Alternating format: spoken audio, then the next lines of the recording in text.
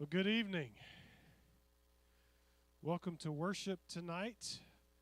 We're going to be in Deuteronomy chapter 14 tonight. I know a lot of folks are getting ready for Vacation Bible School, decorating rooms. We've got a few on the platform here, which reminds me, if I could get a few able-bodied men to help take down these chairs after our service tonight. Hillary asked that we do that, and I'm saying it now so I don't forget. We're going to sing together before our pastor comes and brings the message. We're going to sing Jesus, Strong and Kind. So if you're able, let's stand together and let's sing Jesus, Strong and Kind.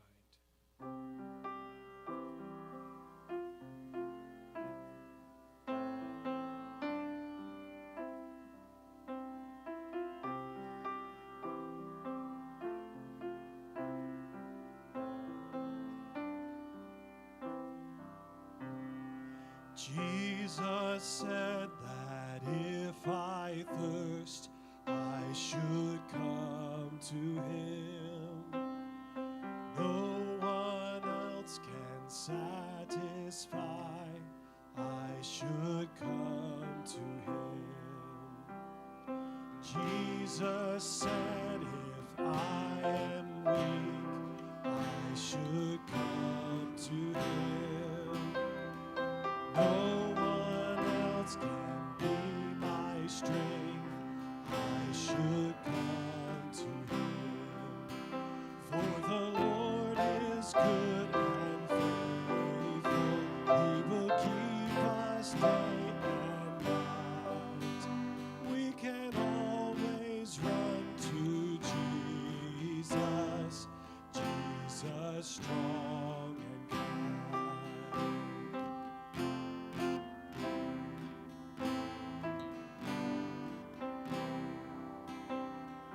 Jesus said that if I fear, I should come to him. No one else can be my shield, I should come to him. For the Lord is good and faithful, he will keep us day and night. We can always run to Jesus, Jesus strong and kind.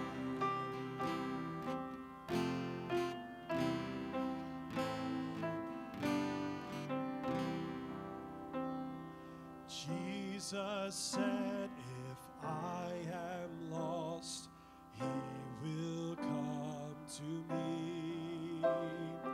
And he showed me on that cross, he will come to me.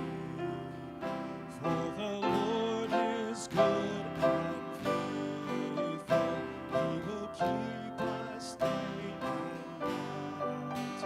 We can always run to Jesus, Jesus strong and kind. For the Lord is good and faithful, he will keep us day and night. We can always run to Jesus, Jesus strong and kind, Jesus strong and kind.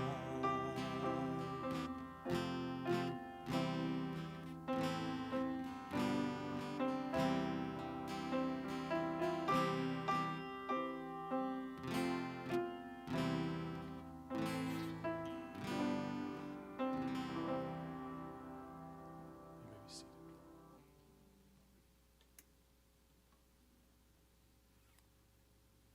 All right, y'all can turn with me in your Bibles to Deuteronomy chapter 14.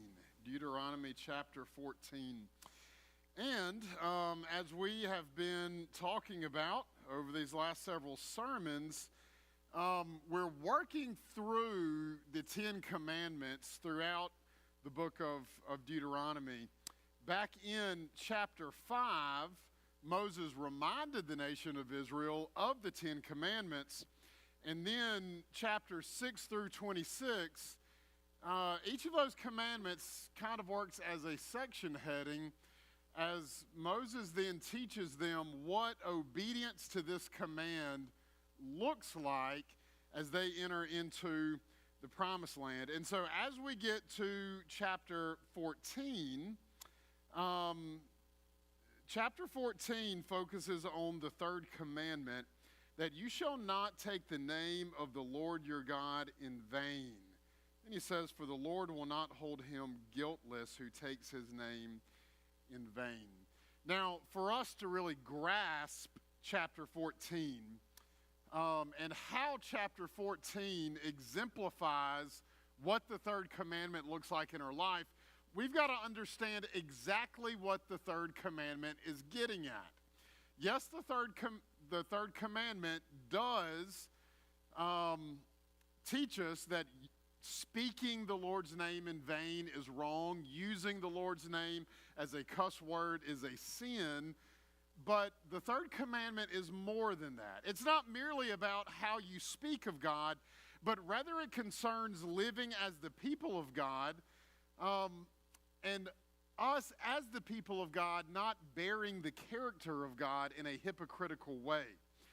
The last couple of weeks, well, really the last several weeks, we've been looking at the first two commandments and fleshing these out in our life. But in particular, 2 weeks ago, the last time that I was here, we looked at the second command and we talked about recognizing the value of God in our life and responding to that. We are to have no other gods before God. We are not to bow down and worship any idols. We are not to elevate creation to the same level or to a higher level than God, the Creator. And so with the third commandment, as we look at not taking the Lord's name in vain, really the broad focus of this is we as God's people rightly representing God and rightly representing God's name in how we live. And so the expectation is not merely to not use God's name improperly, but the emphasis is to rightly represent him. To take God's name is to carry or to bear that name. You know, people's understanding of us is often tied to our name. This is why it's so hard to clear your name after your reputation has been muddied. We think about prominent brands throughout our lifetime. Some of you are old enough to remember when Oldsmobile was not just a brand. Oldsmobile isn't even a brand anymore, but Oldsmobile was one of the nicer brands. It said something about you to have an Oldsmobile. Well, throughout the vast majority of my life, even when Oldsmobile was still around, it didn't have any special value at all.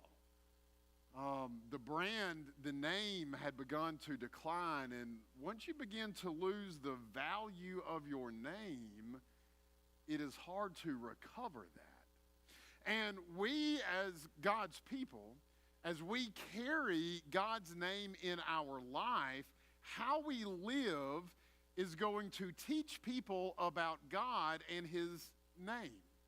We talk about this with our children regularly.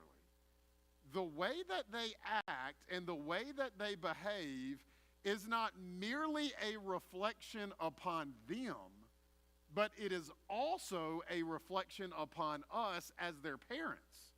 And not just merely because I'm a pastor and I'm supposed to have my household in order and my children are supposed to obey me for me to be a pastor.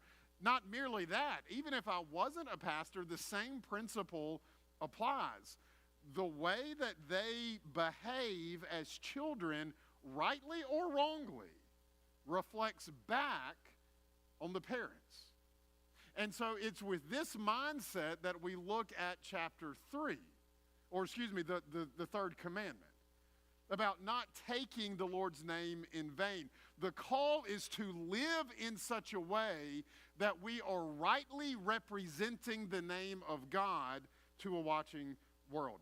And so in chapter 14, which we're going to read in just a second, we're going to be looking at 3 different areas that apply to this. How we mourn the death of loved ones, the separation of clean and unclean foods, and tithing. Now, these are kind of 3 odd ones that he would lump together. And we'll talk about this as we get into it. But looking at these, again, how we mourn the death of loved ones, the separation of clean and unclean foods, and tithing, how this connects to the 3rd commandment. Look with me in chapter 14 at the beginning of verse 1. Before he gets into the details of all of this, he says, "You are the sons of the Lord your God." Before God gets into the details, before he gets into all of the commands, God reminds them that he is their father. And so at the time of the Exodus, if we think all the way back to that, God claimed that Israel was his firstborn son. When he sent Moses to Pharaoh, Moses told Pharaoh that Israel is the Lord's firstborn son, therefore let his people go. This is repeated again in the New Testament. In 1 Corinthians 6:18, he says, "I will be a father to you, and you shall be sons and daughters to me." So everything he teaches them here in chapter 14 is with this understanding that I am your father, and you are my children, and thus how you live and how you act as you live in this world is going to be a reflection of me as your father. And so secondly, again, in light of that, Israel had to understand that their lifestyle would be a reflection of God himself. If you look back with me at chapter 4, verses 5 through 8, we are told this in regards to the commands. He says, "See, I've taught you statutes and rules as the Lord my God commanded me, that you should do them in the land that you are entering to take possession of it. Keep them and do them, for that will be your wisdom and your understanding in the sight of the peoples, who, when they hear all these statutes, will say, surely this great nation is wise and is a wise and understanding people. For what great nation is there that has a God so near to it as the Lord our God is to us whenever we call upon him? And what great nation is there that has statutes and rules so righteous as all this law that I set before you today?" As the nation of Israel lives out the law and the commands of God, the people watching them are going to say, what kind of nation is this that has a God so close to them? The rules and the commands that God gives them turns their eyes upon him. And so, with this 3rd commandment rightly representing God to the world, Moses uses 3 different ways that they can do that. In the death of a loved ones, in keeping God's laws about the clean and unclean foods, and then lastly, in tithing and how they spend their money. So first we're going to look at verses 1 and 2, mourning the death of loved ones. To read these 2 verses, he says, "You are the sons of the Lord your God. You shall not cut yourselves or make any baldness on your foreheads for the dead, for you are a people holy to the Lord your God. And the Lord has chosen you to be a people for his treasured possession out of all the peoples who are on the face of the earth." And so he tells them, you shall not cut yourselves or make baldness on your foreheads for the dead. What is he talking about there? I doubt any of us have ever been tempted to do that. But in that time period, in the ancient times, cutting oneself was an attempt to keep in touch with the dead. This came from pagan rituals that was common in many different cultures, that if you cut yourself, they believed that put you in communion with the dead. Likewise, plucking out your hair. In particular, they would do it at the front of their heads. Plucking out your hair was another mutilation of the body that was associated with mourning. Many believe that it wasn't as much the mutilation of the body, the plucking out the hair, the cutting, as it was the flow of blood. Cutting yourself, plucking out your hair would cause you to bleed, and it was through the bleeding that you connected to the dead. But in both those cases, the forbidden practice, again, was pagan in origin. But not only that, but it was a disfigurement of the body that God had made in his image. And so God had given you this body, and now because you want to contact the dead, now you're going to disfigure and dismember this body that God had given you. And so the command to God's people is, do not mourn the death of your loved ones the way the rest of the world does. Don't dismember and disfigure the body that God gave you. Don't bleed yourself as a means of trying to commune with your dead loved one. It should look different for you. And the same is still true for us today. In 1 Thessalonians chapter 4, verse 13, we're given specific commands about the way that we Christians are to mourn the death of our loved ones. The Thessalonian church had begun to grieve not just over the fact that their loved one died, but that their loved one died before Jesus returned. And so they thought that they were dead forever and that they missed the return of Jesus and thus missed heaven. And so Jesus is reminding them here. He says, but we do not, this is 1 Thessalonians 4:13.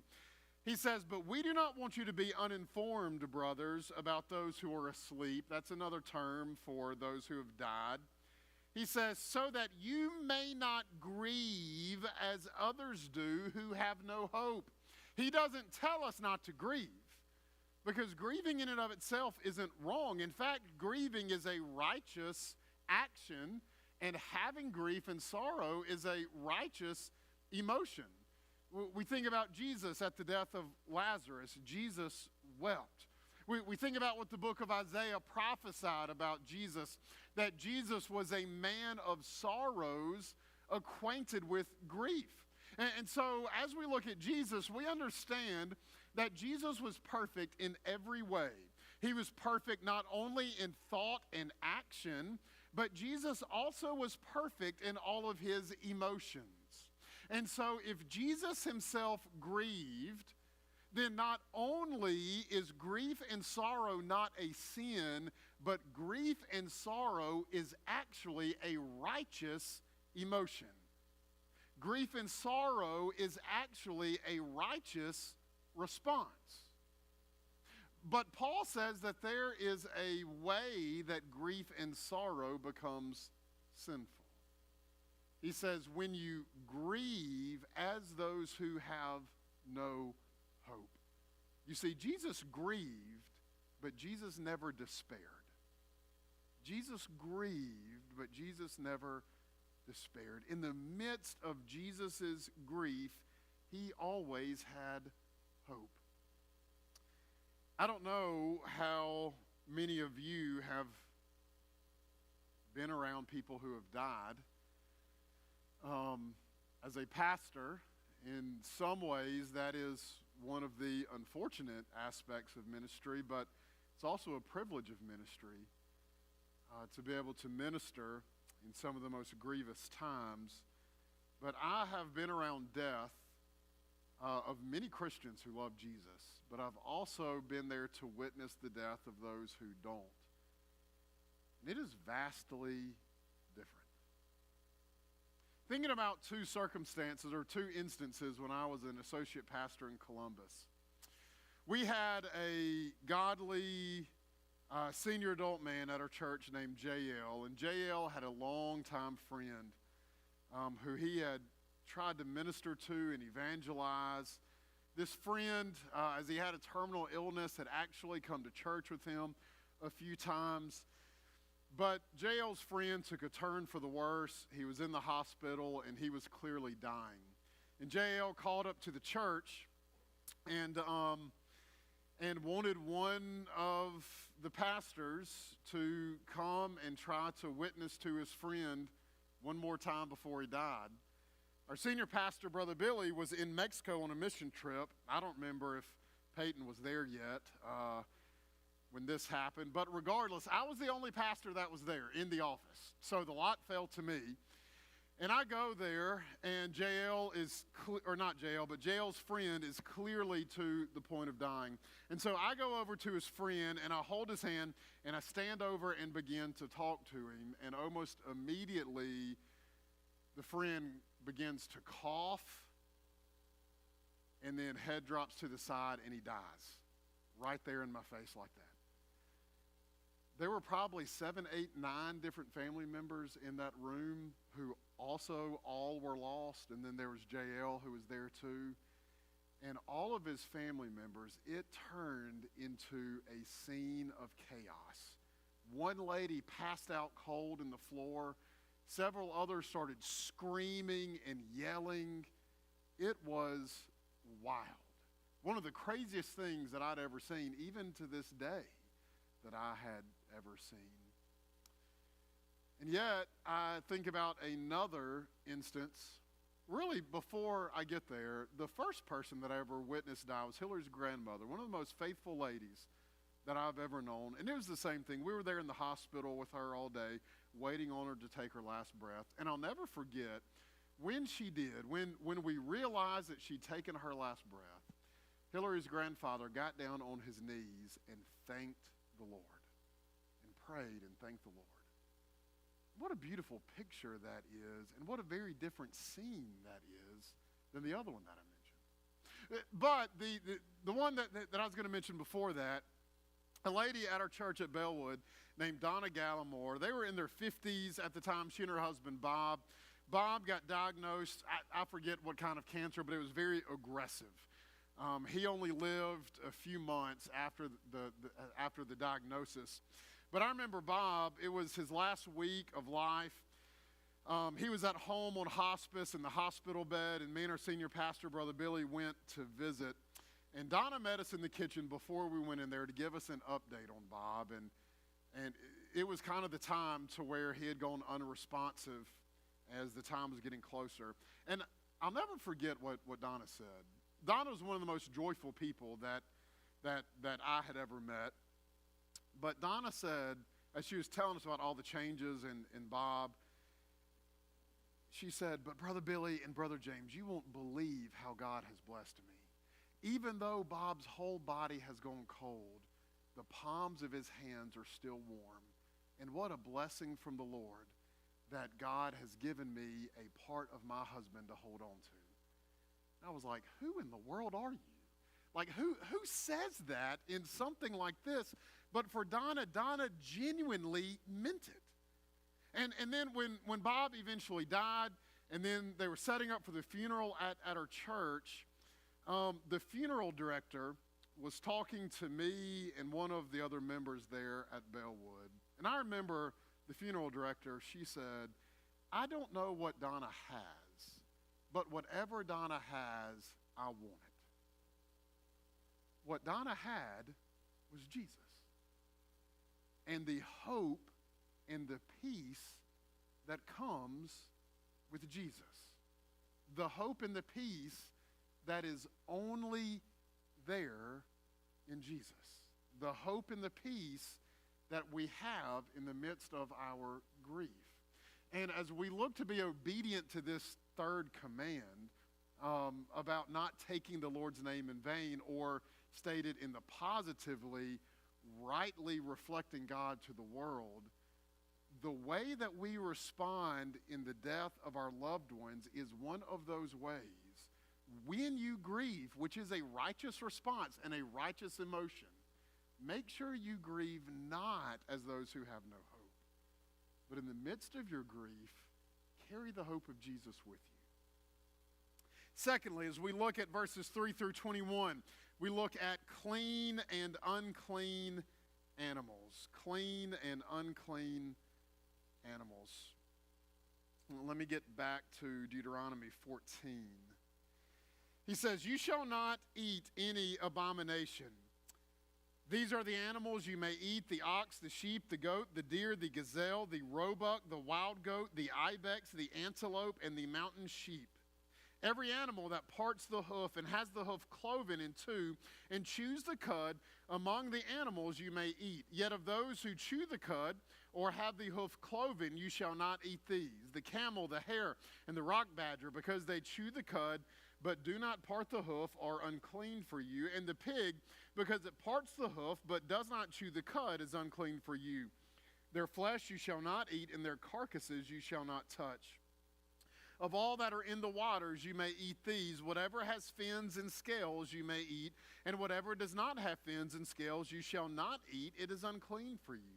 You may eat all clean birds, but these are the ones that you shall not eat: the eagle, the bearded vulture, the black vulture, the kite, the falcon of any kind, every raven of any kind, the ostrich, the nighthawk, the seagull, the hawk of any kind, the little owl and the short-eared owl, the barn owl, the tawny owl, the carrion vulture, and the cormorant, the stork, the heron of any kind, the hoopoe, and the bat. And all winged insects are unclean for you. They shall not be eaten. And all clean winged things you may eat. You shall not eat anything that has died naturally. You may give it to the sojourner who is within your towns, that he may eat it, or you may sell it to a foreigner. For you are a people holy to the Lord your God. You shall not boil a young goat in its mother's milk. Now, refresher of all of these Old Testament commands. All of our Old Testament commands have to be split into three categories to try and figure out which ones directly apply to us today. The first category is the ceremonial and the religious laws. The ceremonial and religious were ones like this: the clean, the unclean, the festivals, the sacrifices, all of these things that were a part of kind of worship to the Lord. All of those were ceremonial laws. Jesus fulfilled all of those on the cross. Then you had the civil and the social laws. This was the political laws for the nation of Israel. We are not a theocracy, nor are we Israel, so we're not under those civil and social laws. Then the third is the ethical or the moral. Those are the ones we are directly under. But as we look at the ceremonial and the civil, there are things that we can learn to apply to our lives. And we're going to have to dig in there and do this with this clean and the unclean situation. Now, possible reasons for why God divided animals into clean and unclean, and why this is put here in Deuteronomy. The first possible reason is for hygienic reasons. They didn't have a lot of medical knowledge at the time, and so not just the food, but different practices, things that would make you unclean. A lot of this was for hygienic reasons. Secondly, for religious reasons. Some of the animals who were unclean were viewed as sacred in other religions and were therefore to be avoided. Many animals were eaten and sacrificed as worship to pagan gods. And so God says, you shall worship me differently than all of the other gods. And so we're not going to take part in these animals. And then the third was a connection with death. Many of the unclean animals killed and devoured other animals, or they fed on carcasses. But more than those, it seems the differentiation, not just in the food, but even in different actions, it seems to be for the purpose of keeping the unclean away from that which is holy. And so, thinking through this, we're going to have to remind ourselves of something from Leviticus as we looked at Leviticus 11. There were certain animals, certain actions that are always unclean, but most often you were deemed unclean by action or bodily function or by sin. Though you may be deemed unclean, you can be made clean again. And not everything unclean was sin. For instance, if a lady had a miscarriage or lady gave birth, she was unclean and the baby was unclean for a period of time. If you touched a corpse, you were unclean for a period of time. But there were also commands about what to do if a family member died, and one of those was you had to touch the corpse. And so to be obedient, you had to touch the corpse, but understand that that made you unclean. And so there were other just natural functions in life that led to you being unclean. You would then have to tend certain measures to remedy that ceremonial uncleanness. Now, to understand this, I'm gonna have you picture different circles, okay? We're gonna picture one circle is unclean and another circle is clean. And then below it, we have the unholy and we have the holy. So we have unclean and clean, unholy and holy. And as we look at all of life, all of action, and all things, they fit into these circles. Everything in life in the Old Testament was deemed either clean or unclean. Really had that backwards. This is unclean. Was deemed unclean or clean. Everything could be put into those two categories. Likewise, it could also be put into the unholy or the holy. But here's the thing. The things that are in this circle of unclean can never mix with that which is holy.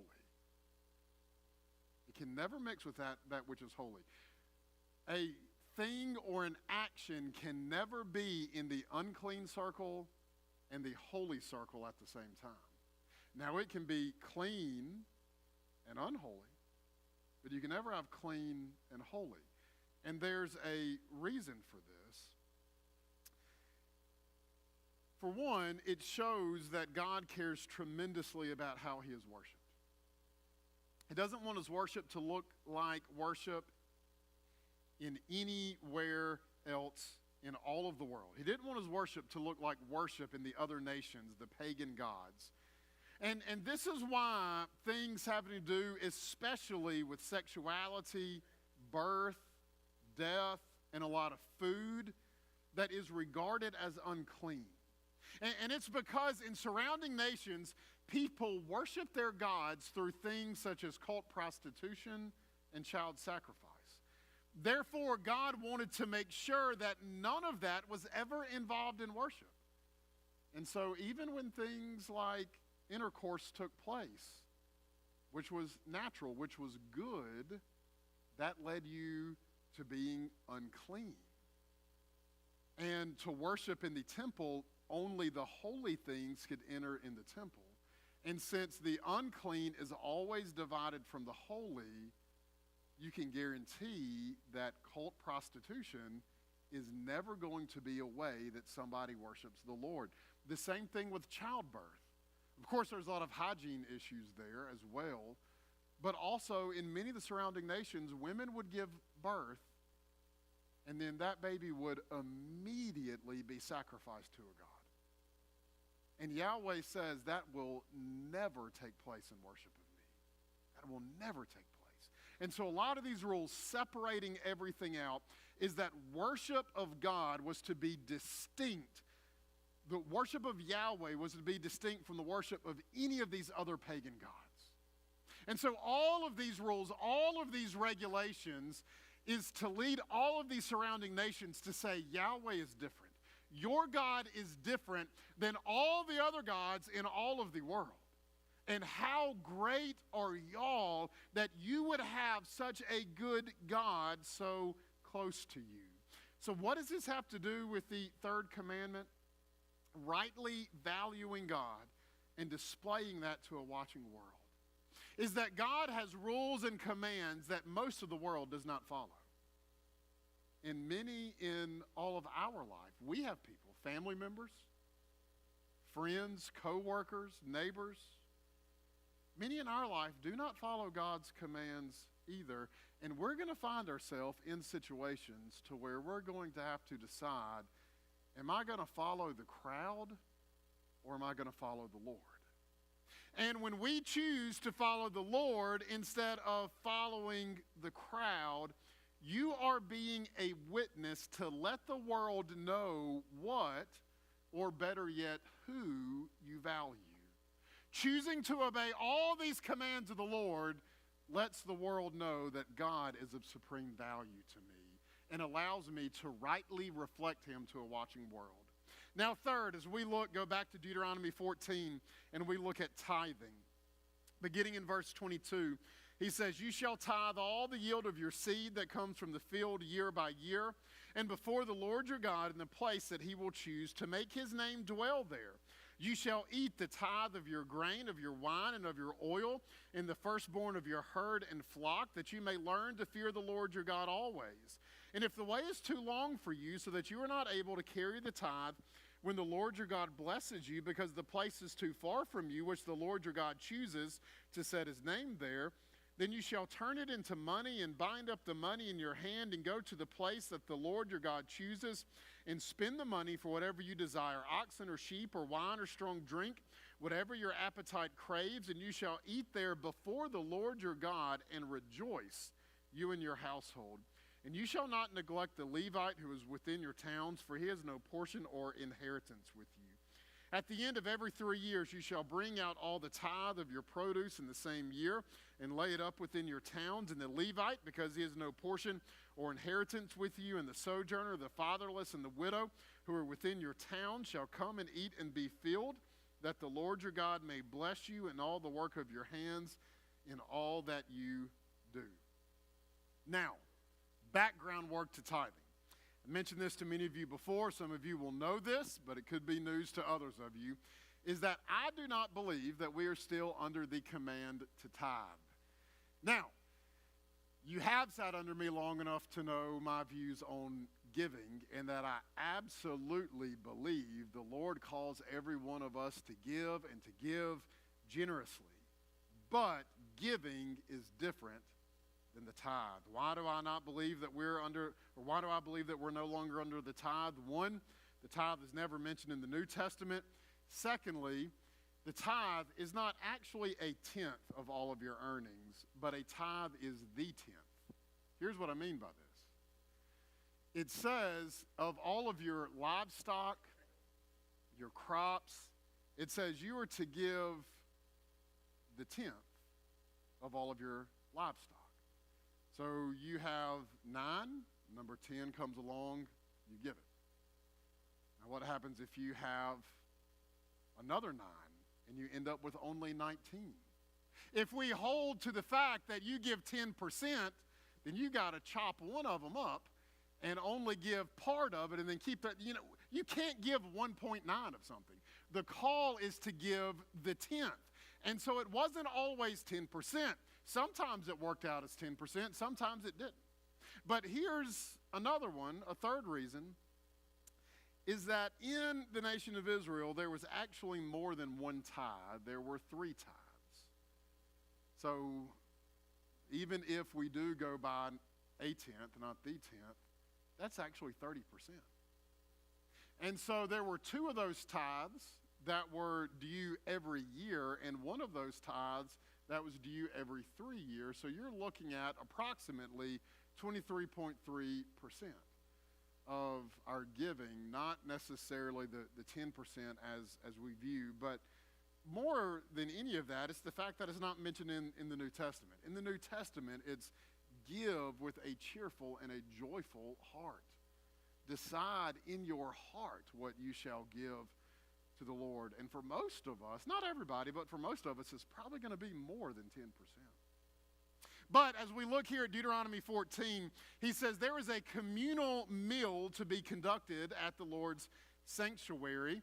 So you were to take the tithe, and then there was a part of it that you were to eat as a communal meal. But that was to be done at the Lord's sanctuary, or if you couldn't make it, then he has other directions there. But this was in denial of Canaanite fertility beliefs, to where they would have grand festivals in honor of their fertility gods, sacrificing and celebrating to the fertility god to get that god to give them a plentiful harvest for the year. And so the tithe that God called from the nation of Israel, God called them to give to him, but it was different than the rest of the nations. The tithe was not necessarily to convince God to provide, as all of the other nations were doing to convince their gods to provide, but rather it was to recognize God as their provider and also to give in gratitude to him for what he had provided for them. In every culture, still to this day, stuff, money, possessions, we view it as our own and to be used for our own joy and our own fulfillment. But not so with God. Our money and our possessions belong to God and are for his glory. Paul says in Colossians 1 that Christ is preeminent in your life and that everything in life is through him, for him, and to him. All of your money, all of your possessions is owned by God, has been given to you by God, and is to be used for the glory of God. Christ is to be preeminent in all of our possessions and in how we spend our money. Paul David Tripp, in talking about this, he says, your life is not about you, it's about him. It's vital to know that you were born into a universe that by its very nature is a celebration of him. It's only when he is in his proper place in your heart, that is at the center, that everything else will be in its appropriate place and balance of your life. What this means practically is that everything exists for his pleasure and glory and not for yours. And so as we think about this, that God is preeminent and God is at the center of it, and all of my money and my possessions is used for his glory and his pleasure and not my own, this changes our view of money. The big question in money is no longer, well, can we afford it? Or in our culture today, can we afford the payments for it? But rather, our question of money is, how can I invest in what I've been given in a way that gives honor to the one who's entrusted it to me? How can I invest this? How can I use this in a way that honors and glorifies the one who's given it to me? Everybody else in the world is looking to their stuff. Very quickly, I want you to turn with me to 1 Timothy 6. We're going to get a preview of sermons to come. But this is too applicable for us to pass up. 1 Timothy 6, verses 17 through 19. Paul says, as for the rich in this present age, charge them not to be haughty, nor to set their hopes on the uncertainty of riches, but on God, who richly provides us with everything to enjoy. They are to do good, to be rich in good works.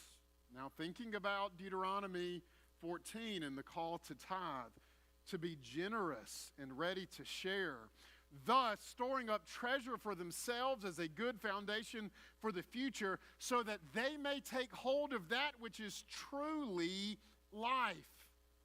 Listen, folks, there's nothing wrong with looking to our possessions for joy, just like in talking about the death of our loved ones. There's nothing wrong with looking to our loved ones for joy.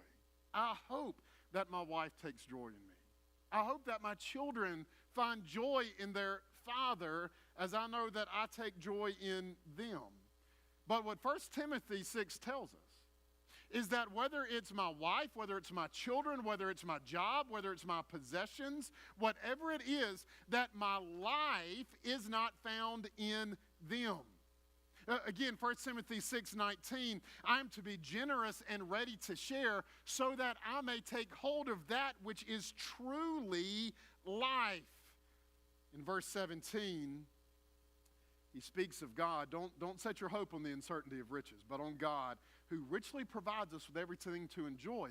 Listen, enjoy your spouse, enjoy your children, enjoy your house, enjoy your car, enjoy your health, enjoy these things that God has given you, but don't let those become your life. And this is what the world does. The world, because they don't have the hope of God, their hope becomes the joy that I can get from my job, the joy that I can get from my spouse. Well, if God would just give me children, then I would be joyful. If God could just fix my husband, then I could be joyful. If God would just take this pain out of my back, then I could be joyful. If God would just give me this, then God says, look, enjoy these things, but those things are not life. Again, Paul David Tripp, in speaking of this, he says, looking to creation to get what only the Creator can give you will always result in addiction to some kind. Because I'm looking to it to fulfill me, but it's not going to do it. And so I'm going to keep craving it more and more and more and more and more. And then he goes on to say this. He said, God did not give them to me for this purpose. He says, the thing is not the problem. What you've asked of it is. That's important. The issue is not our possessions. The issue isn't money. The issue isn't spouses and children. What we believe all of those things can do for my life is the problem. When I look to my job, when I look to my children, when I look to my wife, when I look to my possessions, when I look to my health to fulfill and bring me what only God can, that's when it's become the problem. And as we look at this third commandment of rightly reflecting God to the world, when I utilize my money, when I spend my money, when I handle my money in such a way to where I say my joy is Jesus, not stuff, I'm going to show the world how valuable Christ is. Being generous and ready to share stores up treasure for yourself so that you may truly find life. It tells the world who your treasure really is and where your heart is. Living a life to be able to generously and joyfully give to the Lord is a witness to the watching world. Let's go to the Lord in prayer. Father, we come before you now grateful that you are the giver of all things good. Lord, you give us loved ones. We are in relationships that bear love. And yet those loved ones die. Lord, you richly provide us everything. Food, possessions, money. Lord, all of those things you give us, and you want us to enjoy those things. But Lord, may we never look for life in those things. Rather, may we look to Christ and Christ alone for that satisfaction and that fulfillment of life. And may we as your people here at Camellia, Lord, may we be that city on a hill. May we be that shining light in a world that desperately needs this truth, that there is something greater, that there is a treasure greater than the things of this world. And may they find that treasure in Jesus.